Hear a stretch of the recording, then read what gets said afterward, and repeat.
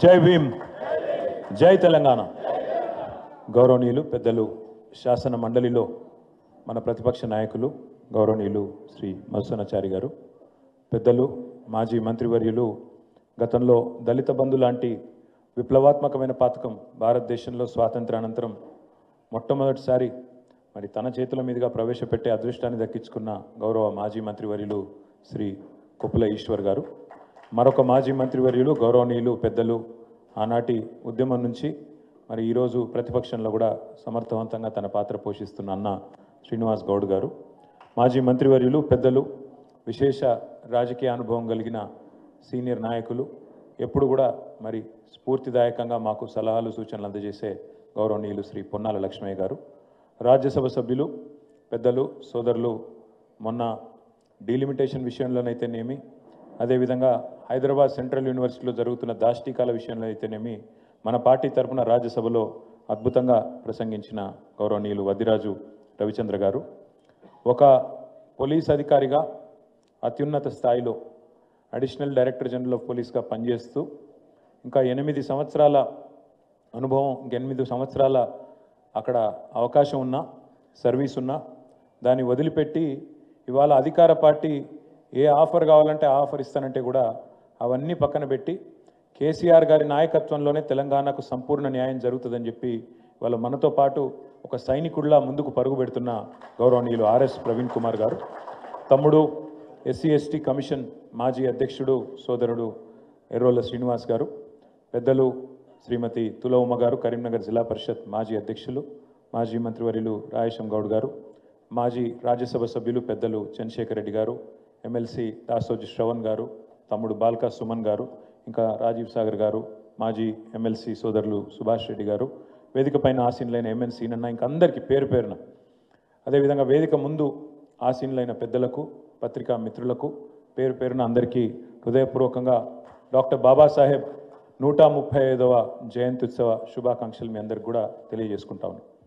ముందుగా డాక్టర్ బాబాసాహెబ్ గురించి పెద్దలు చెప్పిన అన్ని విషయాలతో ఏకీభవిస్తూ ఒక 2 విషయాలు వారి గురించి నాకు తెలిసినవి, నేను అధ్యయనం చేసినవి మీ ముందు పెట్టాలనుకుంటా ఉన్నాను. మొన్న చెన్నైలో తమిళనాడు ముఖ్యమంత్రి ఎంకే స్టాలిన్ గారు ఈ దక్షిణాది రాష్ట్రాలకు, ముఖ్యంగా ఈ దేశంలో చాలా ప్రోగ్రెసివ్గా ముందుకు పోతున్న రాష్ట్రాలకు కేంద్ర ప్రభుత్వ వైఖరి వల్ల ఇప్పుడు ఏదైతే డీలిమిటేషన్ అని చెప్పి మన గొంతు కోసే ప్రయత్నం చేస్తున్నారో, గొంతు నొక్కే ప్రయత్నం చేస్తున్నారో దానికి సంబంధించి ఒక సమావేశం పెడుతున్నాం, మీరు మీ పార్టీ తరఫున మరి ప్రతినిధులను పంపండి అని మన పార్టీ అధ్యక్షులు పెద్దలు కేసీఆర్ గారికి వారికి ఉత్తరం రాయడం జరిగింది. సరే, కేసీఆర్ గారు నాతో పాటు వర్కింగ్ ప్రెసిడెంట్గా నాతో పాటు మన రాజ్యసభ సభ్యులందరినీ కూడా ఆ సమావేశానికి హాజరుగమ్మని చెప్పి మమ్మల్ని పంపించడం జరిగింది. ఆ క్రమంలో ఈ డీలిమిటేషన్ గురించి కొంత అధ్యయనం చేస్తూ ఉంటాను. నేను ఏం మాట్లాడాలా, ఏం చెప్పాలా, ఏం చెప్తే బాగుంటుంది అని చదువుతున్నప్పుడు నేను అనుకోకుండా ఆనాడు రాజ్యాంగం రాసే క్రమంలో, రాజ్యాంగాన్ని రూపొందించే క్రమంలో భారతరత్న డాక్టర్ బాబాసాహెబ్ అంబేద్కర్ గారి నేతృత్వంలోని కమిటీ ఏదైతే ఉండేనో, చాలామంది మేధావులతో కూడిన కమిటీ, దానికి చైర్మన్గా డాక్టర్ బాబాసాహెబ్ ఉండే. సో ఆ కమిటీ ప్రతి అంశాన్ని సునిశ్చితంగా లోతుగా పరిశీలిస్తూ ఏం చేయాలి, ఏమేం పొందుపరచాలి, మరి ఎన్నో కోట్లాది మంది ఆశలతో ముడిపడ్డ ఈ దేశం, దేశ భవిష్యత్తు, మరి ఇన్ని రకాల వైవిధ్యాలు ఉన్న దేశం, ఇన్ని భాషలు, ఇన్ని మతాలు, ఇన్ని కులాలు, ఇన్ని ఉపకులాలు, ఇన్ని సంస్కృతులు, ఇన్ని ఉన్న దేశం కాబట్టి దీన్ని ఐక్యంగా ఎట్లుంచాలి, ముందుకు ఎట్లా తీసుకుపోవాలి అని ఆలోచించే క్రమంలో ఆ కాన్స్టిట్యూయెంట్ అసెంబ్లీ డిబేట్స్ అని జరిగినాయి ఆనాడు. అంటే ఆ రోజు ప్రతిదాన్ని చాలా ప్రజాస్వామికంగా, ప్రజాస్వామ్య స్ఫూర్తితోని ఏ అంశమైనా లోతుగా చర్చించి ఫైనల్గా రాజ్యాంగంలో పొందుపరిచినారు. ఆ రాజ్యాంగంలో పొందుపరిచే క్రమంలో ఒక చర్చ జరుగుతుంది. కొత్త రాష్ట్రం భారతదేశంలో ఏర్పాటు కావాలి అంటే ఎట్లా జరగాలి, రాజ్యాంగం దానిలో ఏ రకంగా రాజ్యాంగం మనం దీన్ని అర్థం చేసుకోవాలని చెప్పి చర్చ జరుగుతుంది.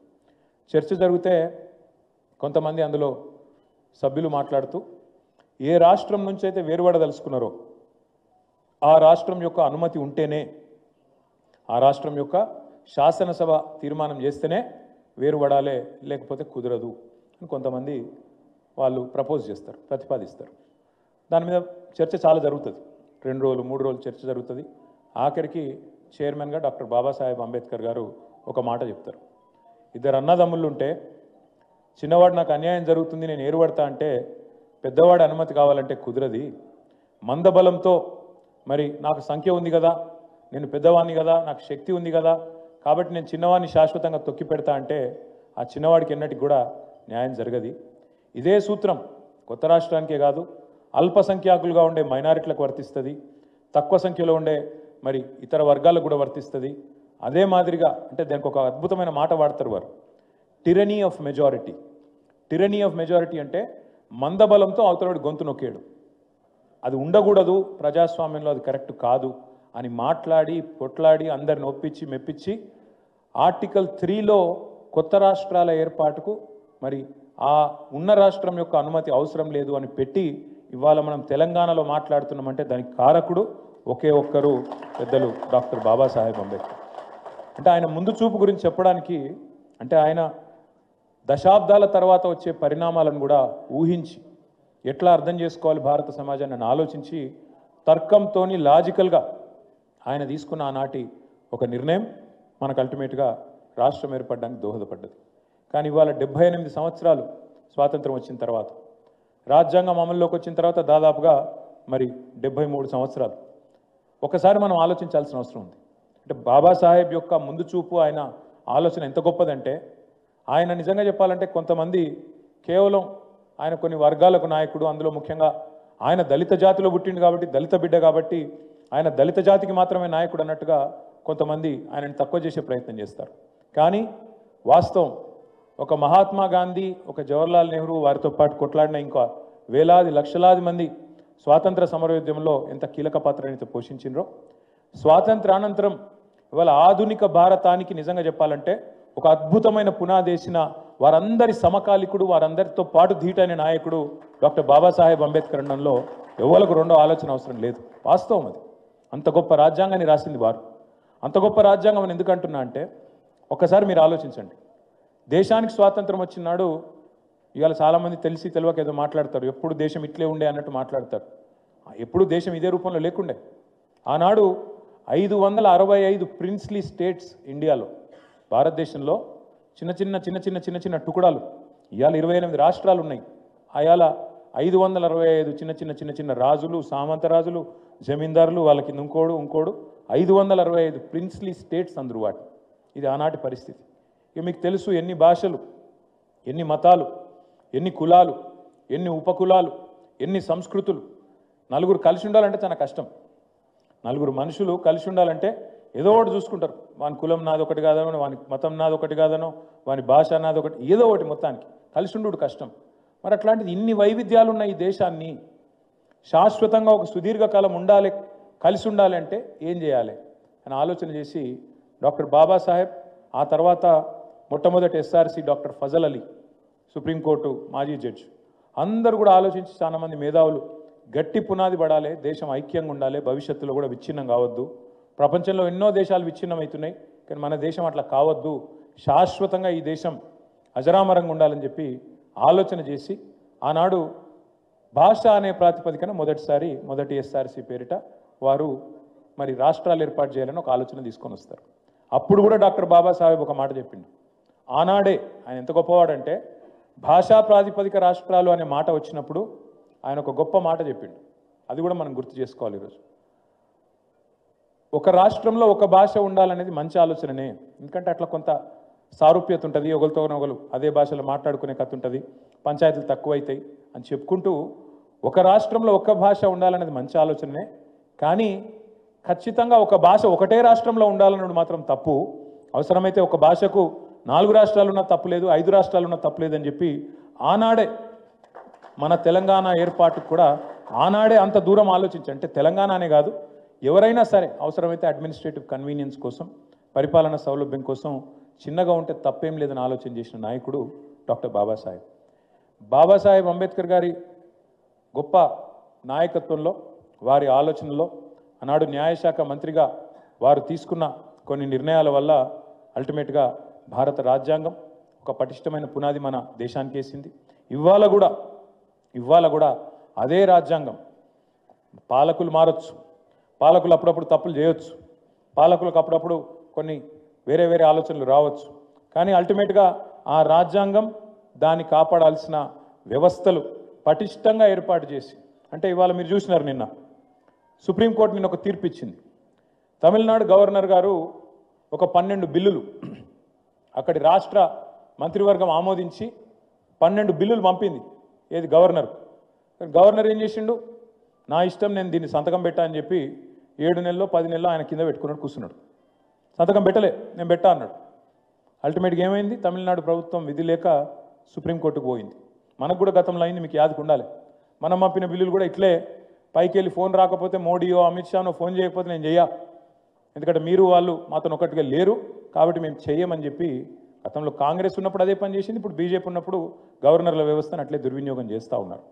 చేస్తే తమిళనాడు ప్రభుత్వం నిన్న కోర్టుకు పోయింది, సుప్రీంకోర్టు తీర్పునిస్తూ స్పష్టంగా చెప్పింది, భారత రాజ్యాంగం ప్రకారం గవర్నర్ పాత్ర చాలా చిన్నది. అల్టిమేట్గా ప్రజాస్వామ్య దేశంలో ప్రజలు ఎన్నుకున్న ప్రభుత్వాన్ని ఫైనల్ వర్డ్ కావాలి. వాళ్ళు ఏదైనా బిల్లు పంపితే నువ్వు ఫలానా రోజుల్లో గిన్ని రోజుల్లో నువ్వు సంతకం పెట్టాలి, అంతే తప్ప నీకు అంతకంటే పెద్ద పాత్ర లేదు అని చెప్పి నిన్నటికి నిన్న సుప్రీంకోర్టు ఒక సంచలనమైన తీర్పునిచ్చింది. ఇది ఎందుకు చెప్తా ఉన్నా ఈ మాట అంటే, ఇవాళ ఏ పరిస్థితుల్లో 78 ఏళ్ల తర్వాత ఏ సందర్భంలో వ్యవస్థల మధ్యన పోటీ లాంటిది వచ్చినా మళ్ళీ అల్టిమేట్గా అందరు రాజ్యాంగం దిక్కే చూస్తారు. రాజ్యాంగంలో పొందుపరిచింది ఏంది, రాజ్యాంగంలో బాబాసాహెబ్ ఏం రాసిండు, దానిలో ఏమున్నది, దాని ప్రకారం ఫైనల్గా దాని ప్రకారమే పోవాలి అనే పద్ధతుల్లో 78 సంవత్సరాల తర్వాత కూడా స్వాతంత్రానంతరం రాజ్యాంగమే మనల్ని కాపాడుతున్నది. తులవమ్మ గారు మాట్లాడుతూ ఒక మాట అన్నారు, ఇవాళ మనందరం ఇక్కడ నిలబడ్డామంటే మాట్లాడుతున్నామంటే అని. బాబాసాహెబ్ కేవలం ఎస్సీ ఎస్టీ రిజర్వేషన్లు మాత్రమే తేలేదు, మహిళలకు ఓటు హక్కు కావాలి అని చాలా దేశాల్లో, అమెరికాతో సహా చాలా దేశాల్లో పోరాటాలు జరిగిన తర్వాతనే మహిళలకు ఓటు హక్కు వచ్చింది తప్ప లేకపోతే సామాన్యంగా రాలే. కానీ భారతదేశంలో మాత్రం అంబేద్కర్ చొరవ వల్ల, ఆయన దయ వల్ల ఏ పోరాటం అవసరం లేకుండా భారతదేశంలో పుట్టిన ప్రతి బిడ్డకు, ఆయన అంబానీ కావచ్చు, అదానీ కావచ్చు, లేదా ఒక గరీబోళ్ళ ఇంట్లో పుట్టిన ఒక సామాన్య బిడ్డ కావచ్చు, కానీ అందరూ ఒకటే, అందరికీ ఒక మనిషికి ఒకటే విలువ ఉంటుంది ఓటు అని చెప్పి ఆనాడే రాజ్యాంగంలో పొందుపరిచి మహిళలకు కూడా ఓటింగ్ హక్కు కల్పించి మహిళలకు కూడా ప్రాతినిధ్యం లేకపోతే తప్పవుతుందని చెప్పి ఇతర దేశాల అనుభవాలు అధ్యయనం చేసి ముందు చూపుతో వ్యవహారం చేసిన నాయకుడు డాక్టర్ బాబాసాహెబ్. ఇవన్నింటికీ మించి వారు నమ్మిన సిద్ధాంతం బోధించు, సమీకరించు, పోరాడు.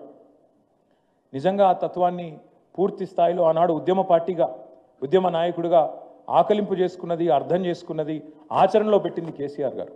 ఎట్లా అంటారా, లక్షల సంఖ్యలో ప్రజల్ని సమీకరిస్తూ పార్టీ పెట్టిన మొదటి రోజు నుంచి 25 ఏళ్ల కిందట మొదటి రోజు నుంచి కరీంనగర్ సింహగర్జన నుంచి మొదలు పెడితే లక్షల సంఖ్యలో ప్రజల్ని సమీకరిస్తూ వారికి తెలంగాణ రాష్ట్ర ఏర్పాటు ఆవశ్యకతను బోధిస్తూ, వివరిస్తూ, సందర్భం వస్తే తెలంగాణకు అన్యాయం జరిగితే పోరాడుతూ, గలమెత్తుతూ, రోడ్డెత్తుతూ బోధించు, సమీకరించు, పోరాడు అనే అంబేద్కర్ తత్వాన్ని ఆచరణలో అమలు చేసి అల్టిమేట్గా అంబేద్కర్ రాసిన రాజ్యాంగం ఆధారంగా ఆర్టికల్ 3 ఆధారంగా రాష్ట్రాన్ని సాధించిన మహానాయకుడు మన నాయకుడు కేసీఆర్ గారు.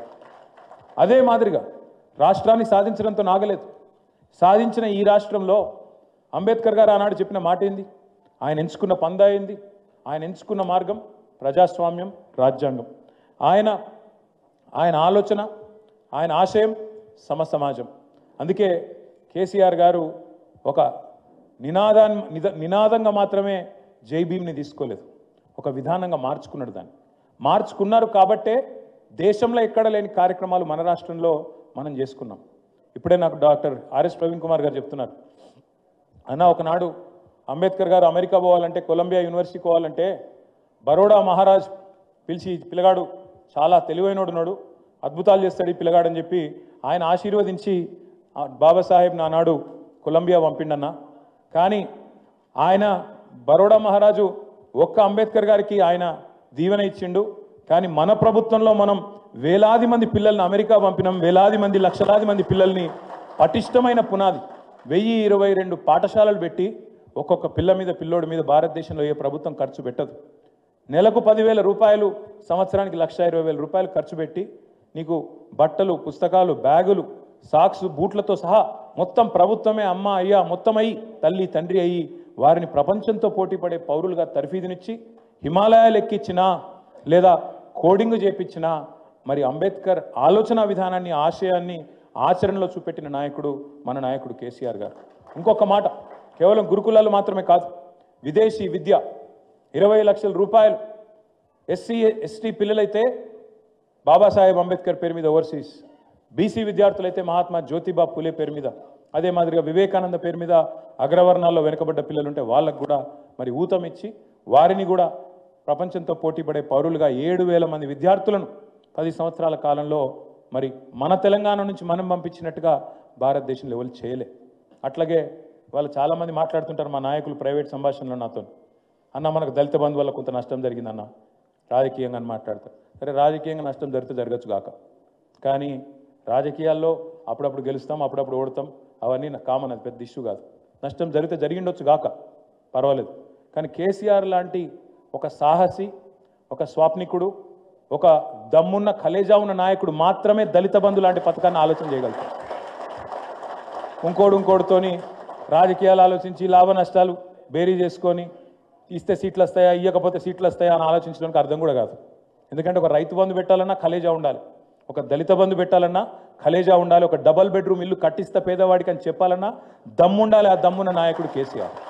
సరే, లాభం కొంతమందికే జరగవచ్చు, అందరికీ జరిగింది మొత్తం రాష్ట్రంలో దళిత సమాజం మొత్తానికి పైసలు అందినాయి నేను అంటలేను, కానీ ఎక్కడనో దగ్గర 1000 మైళ్ళ ప్రయాణం కూడా ఒక్క అడుగుతోనే ప్రారంభం అవుతుంది. మరి ఆ 1000 మైళ్ళ ప్రయాణానికి భారతదేశ స్వాతంత్రానంతరం మొట్టమొదటిసారి ఒక స్వాప్నికుడులాగా ఆలోచించి ఎందుకు దళితులు ధనికులు కావద్దు, ఎందుకు శాశ్వతంగా ఒక తరమే అప్లిఫ్ట్ చేయొద్దు అని ఆలోచించిన నాయకుడు కేసీఆర్ గారు. కాబట్టే నాకు ఇవాళ గర్వంగా అనిపిస్తూ ఉంది. కొన్ని ఎగ్జాంపుల్స్ ఇక్కడ నేను వచ్చేటప్పుడు చదువుతూ ఉంటాను. దళిత బంధు పథకం కింద పెట్టిన ఒక రైస్ మిల్ విజయలక్ష్మి ఇండస్ట్రీస్ అని నా నియోజకవర్గంలో పెట్టినాం. పక్కనే ఉన్న కల్వకుర్తి నియోజకవర్గంలో కడతాల్లో ఒక డైరీ ఫామ్ పెట్టినారు. అట్లాగే మా కరీంనగర్ జిల్లాలో హుజూరాబాద్లో 3 దళిత సోదరులు కలిసి ఒక ఆర్టీసీ బస్సు కొనుక్కున్నారు, హైర్కి ఇచ్చినారు బస్సు కొని. అట్లాగే 9 మంది కలిసి పెట్రోల్ బంక్ పెట్టుకున్నారు. నేనేమంటున్నా, మనం లక్షలాది మంది కుటుంబాలను మార్చకపోవచ్చు, మనకున్న పరిమితిలో పిండి కొద్ది రొట్టె. నిజంగా కేసీఆర్ లాంటి నాయకుడికి అపరిమిత వనరులు ఆయన చేతుల కింద ఉంటే, భారత ప్రభుత్వం లాంటి ప్రభుత్వం ఆయన చేతులు ఉంటే ఆయన చాలా చేస్తుండే. కానీ పరిమితమైన వనరుల్లో ఇన్ని మిగతా అవసరాలు చూసుకుంటూ, అందరిని అరుచుకుంటూ, అందరినీ కాపాడుకుంటూ ఉన్నంతల పిండి కొద్ది రొట్టె అన్నట్టు చేయాలని చెప్పి సంవత్సరానికి కొన్ని వేల మందికని ప్రపోజల్ పెట్టి ఈ స్కీమ్ తెచ్చింది. సరే, దాన్ని రాజకీయంగా విపరీతార్థాలు తీసి సమాజంలో లేనిపోని అసూయ ద్వేషాలు చెలరేగేటట్టు చూసి, అరే నిన్నటిదాకా సుమన్ నల్లంగా వేసుకున్నాడు ఇప్పుడు తెల్లంగా వేసుకుంటుండు, గాయనకు ఎందుకు పెద్ద పీటేస్తారు మీరని ఇంకోని రెచ్చగొట్టి కొంతమంది చిల్లరగాళ్ళు రాజకీయ లబ్ధి పొందొచ్చు. కానీ నేను మాత్రం గర్వపడుతున్నా, కేసీఆర్ సైనికుడుగా ఆయనకు సల్యూట్ చేస్తున్న దళిత బంధు లాంటి పథకాన్ని ప్రవేశపెట్టినాను. కానీ డాక్టర్ బాబాసాహెబ్ అంబేద్కర్ జయంతి రోజు ఖచ్చితంగా ఆ బాబాసాహెబ్ అంబేద్కర్ పేరు వాడుకొని మోసం చేసిన కాంగ్రెస్ పార్టీని అడగాలి. ఇగో మేము చెప్పిండ్రు కాంగ్రెస్ వాళ్ళు ఎస్సీ ఎస్టీ డిక్లరేషన్ అని చెప్పిండ్రు, అందులో బాబాసాహెబ్ అంబేద్కర్ పేరు వాడుకున్నారు. ఏమన్నారు, కేసీఆర్ 10 లక్షలు ఇస్తుండు దళిత బంధు అని, మేము 12 లక్షలు ఇస్తాం అని చెప్పి మల్లికార్జున్ ఖార్గే సాబ్తో చెప్పించారు. చిన్న చితిక వ్యక్తి కాదు, all India Congress committee president, భారత జాతీయ కాంగ్రెస్ అధ్యక్షుడు మల్లికార్జున్ ఖార్గే సాబు చేవెళ్ళకొచ్చి ఎస్సీ ఎస్టీ డిక్లరేషన్ రిలీజ్ చేసి 12 లక్షలు ఇస్తామని చెప్పిండు. నేను అడుగుతున్నా రేవంత్ రెడ్డి గారిని, 2 బడ్జెట్లు పెట్టినావు అంటే 40% టైం అడిచిపోయింది, ఇంకెప్పుడు పెడతావు అంబేద్కర్ అభయ హస్తం, ఎప్పుడు ఇస్తావు 12 లక్షలు? 12 లక్షలు కాదు కదా, నాకైతే తెలుసు, మీకు కూడా తెలుసు, రాష్ట్రంలో ఉన్న దళితులందరికీ అర్థమైపోయింది, 12 రూపాయలు కూడా ఇవ్వడు వీడు, పచ్చి దొంగ. ఇంకొక మాట, 6 లక్షలు ఇస్తా అని చెప్పిండు. 5 లక్షలు కాదు డబుల్ బెడ్రూము, 6 లక్షలు ఇస్తా నేను, మిగతా వాళ్ళకి 5 లక్షలు ఇస్తా, ఎస్సీ ఎస్టీలకు 6 లక్షలు ఇస్తా అని చెప్పిండు. మరి నేను అడుగుతున్నా ఇవాళ డాక్టర్ బాబాసాహెబ్ జయంతి సందర్భంగా, ఏమైంది నీ 6 లక్షల మాట? ఎక్కడ పోయింది? ఖార్గే గారు ఎక్కడున్నారు? రాహుల్ గాంధీ ఎక్కడున్నాడు? మీరు చెప్పిన కథలేమాయే ఎస్సీ ఎస్టీ డిక్లరేషన్ ఇంకా చాలా చెప్పిర్రు. నేను 2 అడుగుతున్నా. ఏమన్నారు ఆ రోజు? అసైన్డ్ భూముల పునరుద్ధరణ సమాన హక్కులు, పట్టాలు ఇస్తామన్నారు అసైన్డ్ భూములకు. మరి ఇలా భూభారతో ఏదో మొదలు పెట్టిర్రు. ఇస్తావా? అసైన్డ్ భూములకు నువ్వు చెప్పినట్టు పట్టాలు ఇస్తావా లేదా చెప్పాలి రేవంత్ రెడ్డి అని నేను డిమాండ్ చేస్తా ఉన్నా. అట్లాగే మీరు చెప్పినారు ప్రత్యేక రిజర్వేషన్లు కల్పిస్తామని చెప్పారు. అట్లాగే కాంట్రాక్టులలో కూడా బ్రహ్మాండంగా మరి జనాభా దామాషా ప్రకారం దళితులకు గిరిజనులకు 18%, అదేవిధంగా 10%, 28% ప్రభుత్వ కాంట్రాక్టులలో కూడా మీకు వాటా కల్పిస్తామని చెప్పిండ్రు. బీసీలకు 42% అన్నారు, ఎస్సీ ఎస్టీలకు 28% వాటా కల్పిస్తామని చెప్పిండ్రు. నేను అడుగుతున్నా ముఖ్యమంత్రి గారిని, కాంగ్రెస్ ప్రభుత్వాన్ని, మీ చేతుల్లో లేనియేమో ఢిల్లీ దాకా పోయి ఏందో చెప్పినట్టు యాక్టింగ్ చేస్తారు. మరి ఇవన్నీ నీ చేతుల్లోనే ఉన్నాయి కదా. 18% ఇచ్చేది, 10% ఇచ్చేది, 42% ఇచ్చేది బీసీలకు, ఇవన్నీ నీ చేతుల్లో పెట్టుకొని అవి ఎందుకు చేయవు? మరి చెప్తివి కదా, నువ్వే చెప్తివి, మేము అడుగుతలేం. ఇంకొక పెద్ద మాట చెప్పిండు, అంబేద్కర్ గారు నమ్మింది, బలంగా విశ్వసించింది, అల్టిమేట్గా ఈ దేశం మంచిగా ఉండాలి అంటే అందరూ బాగుండాలి, అన్ని కులాలు అన్ని మతాలు బాగుండాలి, సమసమాజం రావాలి, కులము మతం అనే పిచ్చిలేని సమాజం రావాలని కోరుకున్నాడు ఆయన. అందుకే ఆయన నమ్మింది బలంగా విద్యను. ఆయన కానీ జ్యోతిబా ఫూలే కానీ సావిత్రిబాయి ఫూలే కానీ బలంగా నమ్మింది విద్యను. విద్యనే వికాసానికి దారితీస్తుంది, అల్టిమేట్గా వికాసంతోనే సమసమాజం ఏర్పడుతుంది అనేది వాళ్ళ సూత్రీకరణ. మరి మీరు చెప్పినారు విద్యా జ్యోతుల పథకం అని చెప్పింది వీళ్ళు కాంగ్రెస్ వాళ్ళు. ఎస్సీ ఎస్టీ డిక్లరేషన్లో 10వ తరగతి పాస్ అయితే 10,000, ఇంటర్మీడియట్ పాస్ అయితే 15,000, గ్రాడ్యుయేషన్ పూర్తి చేస్తే 25,000, పీజీ చేస్తే 1,00,000, ఎంఫిల్ పిహెచ్డి చేస్తే 5 లక్షలు. ఒక్కలకాన్ని ఇచ్చిరా? 2 ఏళ్ళ. ఇవాళ డాక్టర్ బాబాసాహెబ్ జయంతి తరపున నేను అడుగుతా ఉన్నా, జయంతి రోజు అడుగుతా ఉన్నా, ఎస్సీ ఎస్టీ డిక్లరేషన్ ఒక్కటి అమలైందా? ఇలా కనీసం 0.1% అమలు చేస్తేవా? అందుకే ఖార్గే గారు మీరు చెప్పాలి సమాధానం. ఇక్కడ ఉన్న రేవంత్ రెడ్డి అంటే చిల్లరగాడు, ఆయన చేయడు, మాకు తెలుసు, ప్రజలకు అర్థమైపోయింది. కానీ ఖార్గే గారు చెప్పాలి, ఆల్ ఇండియా కాంగ్రెస్ కమిటీ అధ్యక్షుడు.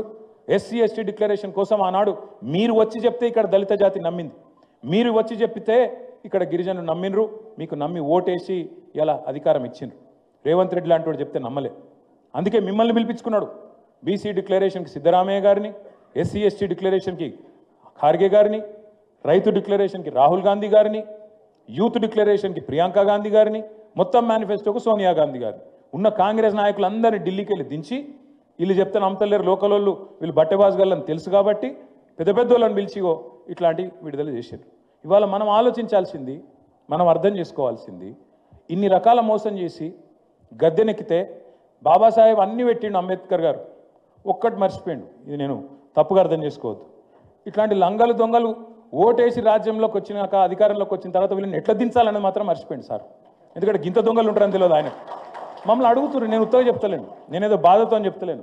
నేను మొన్నటికి వస్తున్న భవన్కు గిడ సిటీ సెంటర్ కాడ 2 నెలల కిందట ఒక ఆటో ఆయన వచ్చిన పక్కకు ఆగిండు. నేను ఉత్తగా కూడా చెప్తున్నా, అమ్మతో జరిగింది చెప్తున్నా. పక్కకు వచ్చి ఆగిండు, అద్దం దించు అన్నాడు. దించే వరకు సాబ్ కేసే అన్నాడు. అంటే నేను నచ్చాము ఆప్కా నామ్ అంటే మహమూద్ అన్నాడు. సరే మహమూద్ భాయ్ క్యా చల్ రా అంటే క్యా సాబ్ సబ్ బర్బాద్ అన్నాడు. బర్బాద్ అంటే ఏమైంది భయ్ అంటే, అరే ఇస్సే పहले 2000 मिलता था दिन में, आज 1000 भी नहीं मिला, मैं क्या करूँ, क्या करेंगे फिर महमूद भाई అంటే क्या कुछ नहीं कर सकते क्या साहब అన్నాడు. क्या करूँ, एक ఓట్ का सजा 5 साल है ना महमूद भाई, ఒకసారి ఓటేస్తే 5 ఏళ్ళు శిక్ష కదా, ఏం చేయాలి అన్న. నేను कोई तरकीब नहीं है क्या साहब అంటుండు. అంటే ఏమైనా ఉపాయం లేదా సార్ అంటుండు. ఇక మరి రాజ్యాంగంలో ఒక్క ఉపాయం మర్చిపోయిండు. డాక్టర్ బాబాసాహెబ్ కూడా ఆ ఊహించుంటాడు, గిసొంటి లంగలు ముఖ్యమంత్రులు అవుతారు, గిసొంటోళ్ళు ప్రధానమంత్రులు అవుతారని. పాపం ఆయన మంచోడు కాబట్టి ఆలోచన రాలేదు, ఆలోచించిండు కానీ రీకాల్ వ్యవస్థ పెట్టలే. నిజంగా ఇవ్వాలని నేను చెప్తున్నా, తెలంగాణలో ఇప్పుడు ఎలక్షన్ల కింద పెడితే తుఫాను వాతావరణంలో బీఆర్ఎస్ పార్టీ అధికారంలోకి వస్తుంది పక్క. ఇది నా మాట కాదు. మీరు ఇవాళ ఇక్కడికి వెళ్ళి బయట పోయి రోడ్డు మీద ఉత్తగా 10 నిమిషాలు టైంపాస్ నిలబడరు, రాంగ పొంగ పోయేటలో పట్టుకోండి. ఎవరైనా సరే, కులం మతం ఏదన్నా కానీ, ఆటో ఆయనకి వెళ్ళి మొదలు పెడితే అంతరిక్షంలోకి పంపి రాకెట్లు తయారు చేసి ఆయన దాకా అడుగురి, ఏం సంగతి అన్న, ఎవరో కొట్టెత్తావు మరి ఏం సంగతి అంటే, వీని జల్దీ పంపిర్రబో ఏదైనా చేసి అంటారు.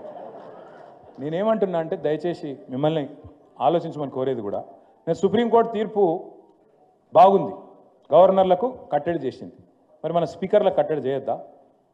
10 మంది మన టికెట్ మీద గెలిచిన వాళ్ళు ఇవాళ రేవంత్ రెడ్డి సంకల కూర్చుంటే స్పీకర్ గారికి మనం షికాయత్ చేసి 14-15 నెలలు అయితే కూడా మరి ఆర్టికల్ 10ని ఇంత దారుణంగా అవమానిస్తుంటే, యాంటీ డిఫెక్షన్ ఆర్టికల్లో షెడ్యూల్ 10 మనం ఇంత దారుణంగా అవమానిస్తే మరి వారి మీద కూడా నియంత్రణ ఉండొద్దా? ఇట్లా డెఫినెట్గా వాళ్ళ బాబాసాహెబ్ స్ఫూర్తితో, వారి ఆలోచన ధారలో. ఇంకొక మాట కూడా చివరిగా చెప్పి నేను ముగించాలి. నేను అమెరికాలో కొంతకాలం చదువుకున్నాను, కొంతకాలం పనిచేసినాను. ఈ రిజర్వేషన్ల అంశం వచ్చే వరకు భారతదేశంలో కొంతమంది కింద మీద అవుతుంటారు, ఎందుకు ఉండాలి రిజర్వేషన్లు, అర్జెంటుగా తీసేయాలి, మెరిట్ ఉండాలి, అవన్నీ మాట్లాడుతుంటారు. కరెక్టే, నువ్వు చెప్పేది కొంతవరకు సమంజసమే కావచ్చు. మా పెట్టింది 10 ఏళ్ళకే పెట్టిరు కదా, 20 ఏళ్ళకే పెట్టిరు కదా అని కూడా మాట్లాడతారు. కానీ అయిపోయిందా మరి? కావాల్సిన మార్పు, భారతదేశంలో రావాల్సిన మార్పు, మనం అనుకున్న పరిస్థితి నిజంగానే సమాజం వచ్చిందా? వచ్చింటే మీరు చెప్పేది కరెక్ట్, 10 ఏళ్ళకో 20 ఏళ్ళకో తీసేయాలనేది. కానీ వచ్చిందా? ఇవాళ కూడా ఈ రోజుకి కూడా నిజంగా భారతదేశంలో మనిషిని మనిషిగా గౌరవించే పరిస్థితి వచ్చిందా? ఇంకెక్కువైంది. ఇతర మతం పేరిట పంచాయతీలు, పనికిమాలిన వ్యవహారాలు ఇంకెక్కువైనాయి. కులాంతర వివాహాలను ప్రభుత్వాలు ప్రోత్సహిస్తుంటాయి, ప్రోత్సాహకాలు ఇస్తుంటాయి. ఇంకా కూడా ఎన్ని ప్రోత్సాహకాలు ఇచ్చినా ఇంకా కూడా జరుగుతలేవు. ఇదంతా ఎందుకు చెప్తున్నా అంటే, రిజర్వేషన్లు అనగానే ఆ చట్రంలోనే బాబాసాహెబ్ను బిగించి ఆయనను చిన్నగా చేసి చూపెట్టే కార్యక్రమం కేవలం కొన్ని జాతులకు మాత్రమే న్యాయం చేసిండు, దేశానికి కాదు అనే ఒక బదనాం చేసే కార్యక్రమం ఏదైతే చేస్తున్నారో కొంతమంది. నేను చూసిన మొన్న అమిత్ షా అంటున్నాడు పార్లమెంట్లో, అంబేద్కర్ అంబేద్కర్ అంబేద్కర్ అంబేద్కర్ బోల్నా ఫ్యాషన్ హో గయా. బరాబర్ ఫ్యాషన్, తప్పేమున్నది? అంబేద్కర్ మంచి చేసిండు కాబట్టి బరాబర్ ఆయన గురించి మాట్లాడుకోవాలి. మీలాగా చెడు చేయలే, మీలాగా దేశానికి గబ్బు పట్టియలే, మతం పిచ్చి లేపి పిచ్చోళ్ళని చేసి దేశంలో వేరే ముచ్చట లేకుండా చేసి మతం మాత్రమే ఉన్నది ఇంకేం లేదు దేశంలో అన్నట్టు గబ్బు లేపలే దేశాన్ని. మంచి కోసం ఆలోచించిండు, ఆయన కోసం ఆయన ఆలోచించుకోలే. ఆయన కావాలంటే ప్రపంచంలో ఎక్కడైనా సెటిల్ కావచ్చు. ఆయన కావాలంటే ఆయనకున్న తెలివికి చాలామంది ఇప్పుడు మనోళ్ళు, మన ఇళ్ళల్లో పిల్లలు కూడా ఎక్కడనో సెటిల్ అయినరు, మళ్ళీ రారు కూడా తిరిగి మళ్ళీ ఆలోచనలు కూడా లేరు. వస్తావురా భయ నన్ను అడిగితే మా దోస్తులను వాళ్ళని వీళ్ళని ఏముందని ఆడుకొస్తే మళ్ళీ చుట్టాలు గిట్టాలు అంతా సతాయిస్తారు, ఈడనే మంచిగా సుకూన్ ఉన్నది. అట్లా ఆయన కూడా చూసుకోవచ్చు కావాలంటే. ఒకటి కాదు సరే, మళ్ళీ ఆడపోయి కూడా కులం మతం నడుస్తూనే ఉన్నాయి ఇంకా అమెరికాలో కూడా, అది వేరే కథ అనుకో. కానీ ఎందుకు చెప్తున్నా అంటే, నేను అర్థం చేసుకుంటానికి ప్రయత్నం చేసిన అమెరికాలో ఉన్నప్పుడు. ఒక మన దేశంలోనే ఉన్నదా రిజర్వేషను, ఈ అమెరికాలో మనకి ఇస్తుంటుందా అని చూసిన. మీకు చాలా మందికి తెలియదు, అమెరికాలో అఫర్మేటివ్ యాక్షన్ అని ఒకటి ఉంటుంది. అది కూడా ఇవాళ పెట్టలే, 1950-60లో పెట్టినరు అక్కడి ప్రభుత్వం. ఎందుకు పెట్టినరు? అక్కడ నల్ల జాతీయుల మీద ఏదైతే వివక్ష ఉందో ఆ వివక్ష పోవాలి అంటే వాళ్ళకు కొంత ప్రత్యేకమైన రక్షణ, మన రిజర్వేషన్ లెక్కనే వాళ్ళకు కూడా విద్యలో ఉపాధిలో వాళ్ళకు కూడా రక్షణ ఉండాలని పెట్టినరు. కాబట్టి మరి అమెరికా వాళ్ళు మనకంటే తెలివైన వాళ్ళు అని చెప్పి ఆడిపోతున్నాం కదా మనందరం. ఆడనే పోయి సెటిల్ అవుతున్నాం, ఆడనే బాగుంది, ఆడనే గొప్పోళ్ళు, వాళ్ళే అగ్రరాజ్యం అని మాట్లాడతాం కదా తెల్లారులేదు. మరి ఆడ కూడా ఉంది, మరి వాళ్ళు బుద్ధి తక్కువ వాళ్ళ? ఎందుకు చెప్తున్నా ఈ మాట అంటే, భారత సమాజాన్ని కరెక్ట్గా అర్థం చేసుకుంటే ఈ పనికిమాలిన మాటలు మాట్లాడరు. ప్రధానమంత్రి అంటాడు, ఈ రేవడీ కల్చర్ క్యా హై? రేవడీ కల్చర్ అట అంటే ఏంది? పేదవాడికి 2000 పెన్షన్ ఇస్తే ప్రధానమంత్రికి నచ్చలేదు, రైతుకు 24 గంటల కరెంట్ ఇస్తే ప్రధానమంత్రికి నచ్చది, రైతుకు రుణమాఫీ చేస్తే ప్రధానమంత్రికి నచ్చది, బీజేపీకి నచ్చది. ఎందుకంటే వాళ్ళ పేదల వ్యతిరేకం, వాళ్ళ ఎజెండా స్పష్టం, పేదల వ్యతిరేకం. కానీ 16.5 లక్షల కోట్లు పెద్ద పెద్ద కార్పొరేట్లకు మాఫీ చేస్తే మాత్రం బీజేపీకి సంతోషంగా ఉంటుంది. ఏది పెద్ద పెద్దోళ్ళు 1000 కోట్లు ఎగేసి ఇతర దేశాలకు పారిపోతే మాత్రం వాళ్ళని అనేది లేదు, వాళ్ళని అనుడు శాత కాదు. నేను ఇక్కడికి వస్తుంటే ఇప్పుడే చూసిన సోషల్ మీడియాలో, వాస్తవమో కాదు నాకు తెలియదు, నిన్ననట ఇక్కడ ట్రాఫిక్ పోలీస్ ఆయన ఒక ఆయన బాల్నగర్లో, ఇప్పుడు ఇక్కడికి వస్తుంటే చూసిన నేను, పిల్లగాడు వాడేదో గీత దాటిండు, సరే తప్పు, అది కూడా తప్పే, ఏది ఆ సిగ్నల్ కాడ గీత దాటిండు, వాడు ఎంబడవాడు ఉరుకుడట, వాడు టెర్రరిస్టో ఉగ్రవాదం, వాడిని సపరేట్గా ఫోటో కొట్టి ఇంటికి చాలని పంపరాదా? వాడు ఎంబడవాడు ఉరికితే వాడాగమాగం ఉరికిండు, ఆయనతో పోయి ఆర్టీసీ బస్ కింద పడ్డాడు, చచ్చిపోయాడు. ఆ కుటుంబం ధర్నా చేస్తుంటే రోడ్డు మీదకి వచ్చి వాళ్ళని కొట్టిరు నేను పోలీసులు. నేను అడుగుతున్నా, ఏం పని మీ పోలీసు వాళ్ళది అసలు? చేయాల్సిన పని ఏంది మీరు? ఈ టెక్నాలజీ యుగంలో ఫోటో కొట్టి మన ఇంటికి చలాన్ని పంపరాదా? ఎందుకు సావగొట్టుడు, ఎందుకు అప్పులుగాని ప్రాణం తీసారు? ఏం పని చేయాలి, మీరు ఏం చేస్తున్నారు? ఇది వాళ్ళ ప్రభుత్వాలు. వాడేమో 16 లక్షల కోట్లనే కొట్టిపోయినని వాడు ఇడిచిపెట్టిండు, వాడు కేవలం చిన్న చిన్న వాళ్ళ మీద వాడు పడతాడు. ఇక్కడున్న వీడేమో అసలు పని ఇడిచిపెట్టి, రేపులు అవుతున్నాయిరా, ఎంఎంటీఎస్లో ఆడపిల్లలకు రక్షణ లేదురా అంటే ఇది ఇడిచిపెట్టిండు, ఇది చాలాను పట్టుకుని ఎంబడబడ్డారు పోలీసు వాళ్ళు. అవసరమా ఇది? ఎందుకు చెప్తున్నా ఇదంతా అంటే, నిజంగా ప్రభుత్వాలు తమ పని తాము మర్చిపోయి, తమ ప్రాధాన్యాలు తాము మర్చిపోయిన ఈ నేపథ్యంలో అందరికంటే ఎక్కువ ఇప్పుడు గుర్తు చేసుకోవాల్సింది ఎవరైనా ఉంది అంటే డాక్టర్ బాబాసాహెబ్ను, ఆయన రాసిన రాజ్యాంగాన్ని మళ్ళొకసారి ఖచ్చితంగా గుర్తు చేసుకోవాలి. ఖచ్చితంగా తిరిగి మరి వాటి ఆశయాల కోసం, వారి ఆశయాల కోసం మనందరం పునరంకితం కావాలి. పెద్దలు కేసీఆర్ గారి నాయకత్వంలో తప్పకుండా అంటారు చూడు, భగవాన్కి ఘర్ మే దేర్ హై అందేర్ నహీ అని, అట్లా తప్పకుండా మళ్ళీ తెలంగాణకు మంచి రోజులు వస్తాయి. కేసీఆర్ గారు తిరిగి ముఖ్యమంత్రి అవుతారు. మనం అనుకున్న ప్రతి కార్యక్రమాన్ని కూడా విజయవంతంగా చేసుకుందామని చెప్పి మీ అందరూ కూడా మళ్ళొకసారి శిరస్సు వంచి నమస్కారం చేసుకుంటూ, జై భీమ్, జై తెలంగాణ.